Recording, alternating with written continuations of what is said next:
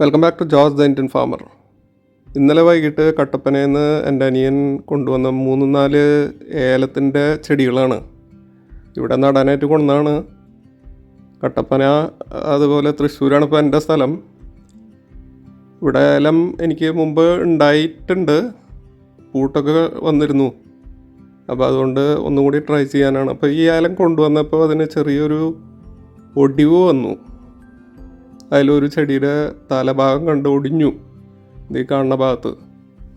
അപ്പോൾ അതിനെ ഞാൻ ചെറിയൊരു സർജിക്കൽ പ്രൊസീജിയർ, സർജറി എന്ന് പറയാൻ പറ്റില്ല, അതിൻ്റെ ആ ഒടിവ് ഫ്രാക്ചർ ഒന്ന് പ്ലാസ്റ്റർ ചെയ്യാൻ പോവാണ്. അപ്പോൾ ഇവിടെ അതിൻ്റെ യൂട്ടൻസിൽസ്, ഇൻസ്ട്രുമെൻറ്റ്സ് ഒക്കെയാണ് ആയിരിക്കുന്നത്. ഇപ്പോൾ ഈ രീതിയിൽ കറ്റാർ വാഴ വെച്ച് അതിനെ കെട്ടി, ചരട് വെച്ചാണ് കെട്ടിയിട്ടുള്ളത്. കറ്റാർ വാഴയാകുമ്പോൾ ഇതിന് പറ്റിയൊരു സാധനമാണ്. നിങ്ങൾക്കൊക്കെ അറിയാമല്ലോ, കറ്റാർ വാഴ ഒരു ആൻറ്റിസെപ്റ്റിക്കാണ്, അതേസമയം ചെടികൾക്ക് നല്ലൊരു ഗ്രോത്തിനും കൂടിയിട്ടുള്ളൊരു മീഡിയമാണ്.